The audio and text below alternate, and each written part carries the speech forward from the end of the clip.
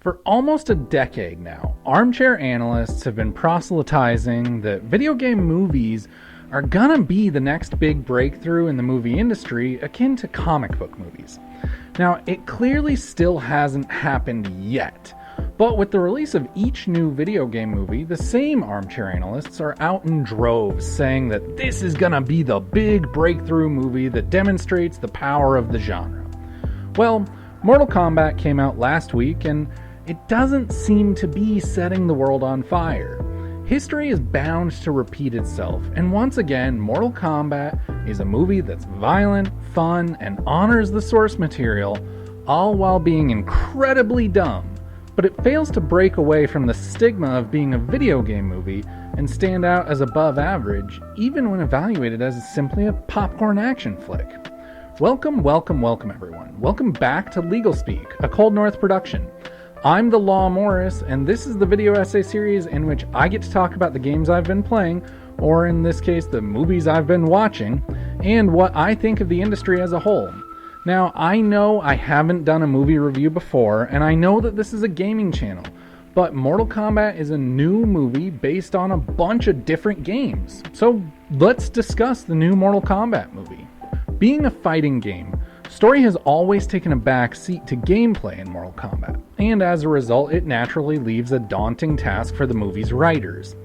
While the game's story is centered around a tournament of supernatural fighters that essentially functions as an excuse for the players to fight, a movie needs something a bit more substantial than that, and unfortunately Mortal Kombat 2021 doesn't do much to create that substance. Instead of focusing on the tournament of Mortal Kombat, the movie tells a story of a pre-tournament invasion of the Earth Realm by the Outworld Realm, led by Shang Tsung. The relative positioning and proximity of the story to the upcoming Mortal Kombat tournament actually works to serve the movie's narrative extremely well. By setting the story ahead of the tournament, the filmmakers were allowed the opportunity to exposit the premise of the Outworld Realm being on the cusp of their 10th win in Mortal Kombat, and inherently being allowed to, by tradition, conquer the Earthrealm without resistance.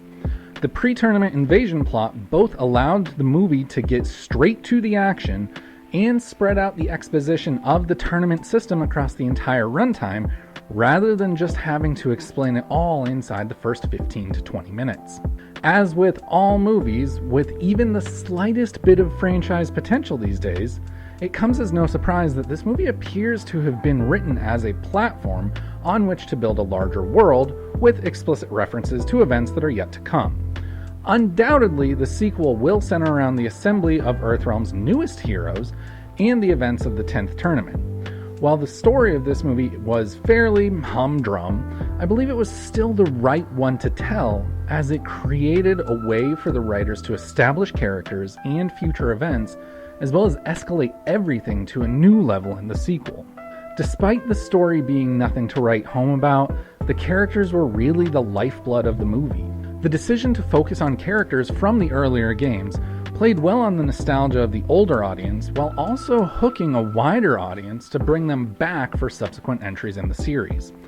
Liu Kang, Kung Lao, Raiden, Jax, Sonya Blade, Goro, Mileena, Shang Tsung, and more all provide the nostalgia hit that was needed to get this movie and potentially franchise off the ground, after which the focus was placed on the film's only original character, Cole Young, Sub-Zero, and Scorpion, with Kano doing the bulk of the heavy lifting.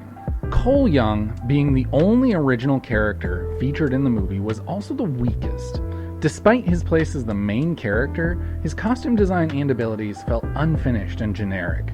In a sea of characters with looks and abilities that we've been familiar with for decades, Cole feels uninteresting and weak, and would have been better had he, being the descendant of Scorpion, somehow inherited Scorpion's abilities and become a new Scorpion.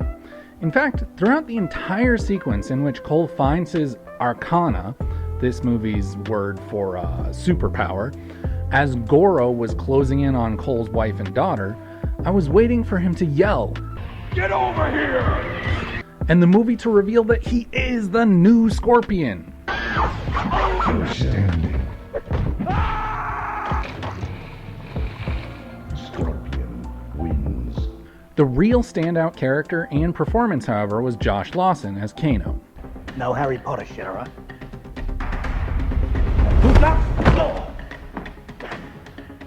Cute. Real cute. Let's see you try that again. That's the only move you know, mate. As is tradition, since Paul W.S. Anderson's 1995 Mortal Kombat movie, Lawson portrayed Kano as the wisecracking, world-renowned criminal, and he did so nearly flawlessly. In what seemed to be a bit of a role reversal, Kano is initially cast as a protagonist on the journey with Cole and Sonya, and even moves through large parts of their character progression by their side. His quick wit and over-the-top performance cements him as the single most enjoyable part of the movie, and when given the opportunity to wreak havoc on our heroes, I found myself just hoping he would, as it would be so in line with not only the character, but also Lawson's performance. The only regrettable thing about Kano in the movie is that he didn't live to bring the audience more joy in the sequel. Kano wins. You fucking beauty. Despite the usage of so many iconic Mortal Kombat characters, the film's central conflict isn't between Outworld and Earthrealm, but instead is a more personal one between Scorpion and Sub-Zero. Establishing a blood feud early in the prologue of the movie, Sub-Zero then continues throughout the remainder of the movie to hunt down Scorpion's remaining bloodline to finally achieve the extermination of his nemesis. As fan favorites, the feud between the two iconic ninja assassins was an obvious well to go to, and it is one that served the movie well as a skeletal structure to move the plot forward. And that structure allowed for two really amazing fights between the two to bookend all the action in the movie. But again, just like Kano, the elimination of both Scorpion and Sub-Zero after just one entry feels like it was a bit of a short-sighted decision, but I'm sure it'll be undone in subsequent entries. So, overall, Mortal Kombat 2021 was fun, it kicked some ass, and it took some names, but ultimately it failed to blow me away to the degree it needed to in order to push the video game movie genre into the stratosphere. The acting, directing, and cinematography make for a competent movie that's made good through familiarity with the games and excellent action sequences. While only time can tell if it will make enough money to warrant a sequel, in the event that it does, you can expect me to be there, as this was just fun enough that I'm happy to sign up for more.